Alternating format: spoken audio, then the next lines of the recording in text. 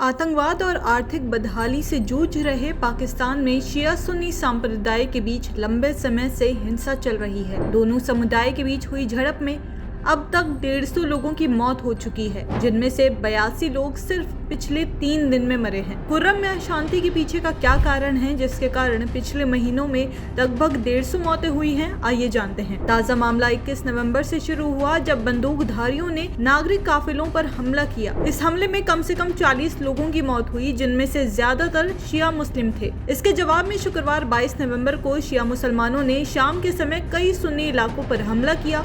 कुर्रम के निवासियों के अनुसार इन हमलों में कम से कम 317 दुकानें और 200 से अधिक घर बर्बाद हो गए। 21, 22 और 23 नवंबर को हुई झड़पों और काफिलों पर हमले में 82 लोगों की मौत और 156 लोग घायल हुए। वहीं जुलाई से अक्टूबर के बीच इस हिंसा में कम से कम 79 लोगों की मौत हुई थी। लेकिन सवाल ये है कि शिया और सुन्नियों के बीच बार बार होने वाली इस हिंसा के पीछे की असली वजह क्या है। बता दें कि शिया जिले की कुल जनसंख्या लगभग 45% हिस्सा है, जो पाकिस्तान की कुल जनसंख्या में उनके 10 से 15% हिस्से से 3 गुना से भी अधिक है। शिया और सुन्नी ट्राइब्स के बीच गहरा गुस्सा है, जो ब्रिटिश के टाइम से है, जब उन्होंने नॉर्थ ईस्ट फ्रंटियर रीजन को कंट्रोल किया था। ब्रिटिश ने एक ट्राइब को दूसरी ट्राइब पर ज्यादा तरजीह दी, जिससे दोनों ट्राइब्स के बीच दुश्मनी और नफरत बढ़ गई थी। इस साल के शुरुआत में दोनों ग्रुप्स शिया और सुन्नी के बीच एक जमीन के विवाद को लेकर भी टकराव हुआ था। कराची नार से 15 किमी दक्षिण में स्थित बुशहरा गाँव में भूमि के एक टुकड़े को लेकर ये दंगे भड़के हैं।